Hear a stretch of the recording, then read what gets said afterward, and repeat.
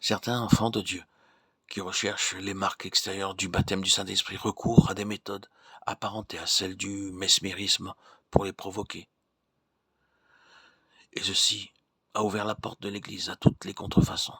Ou encore réellement baptisés du Saint-Esprit, des chrétiens développeront à leur insu la puissance psychique latente, ce qui produira dans leur service pour Dieu et dans leur vie un mélange manifestant les deux sources. Ainsi, il leur arrivera de faire répéter à satiété un cantique, jusqu'à ce que leur auditoire sorte plongé dans un état d'engourdissement psychique, où l'individualité sera noyée, paralysée, incapable de réagir et d'agir, incapable de raisonner intelligemment et de vouloir. De sorte qu'aujourd'hui, et par de multiples agents conscients ou inconscients, un fleuve de psychisme se déverse sur le monde. C'est l'esprit qui vivifie, la chair ne sert de rien.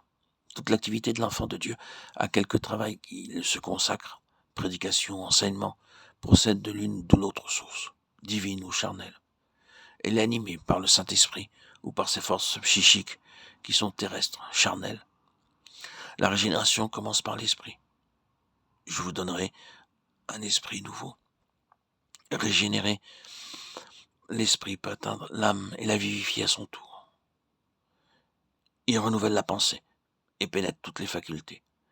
À mesure que l'enfant de Dieu marche selon l'esprit, veillant à ce que rien n'entrave son action, il devient spirituel en toutes choses. Tout ce qu'il fait a le cachet du spirituel, toutes ses facultés sont transformées, vivifiées, élevées. Il est devenu une nouvelle créature.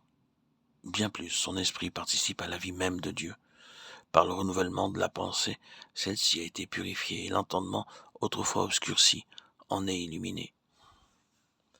La chair ne sert de rien. Combien est vraie cette déclaration du Seigneur? Elle se vérifie chaque jour dans les œuvres chrétiennes.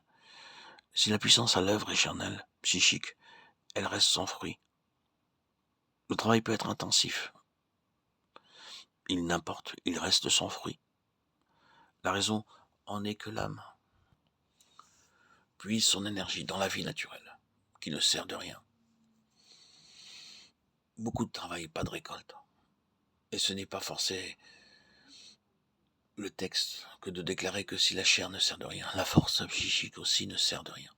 Bien plus, au service de Dieu. Elle est nuisible. Nous pouvons regarder la conduite du Seigneur sur ce point. Il aurait pu compter sur lui-même et sur les puissances de son être, que n'avait pas contaminé le péché. Mais il ne le fit pas. Celui qui mange ma chair et boit mon sang a la vie éternelle, dit Jésus.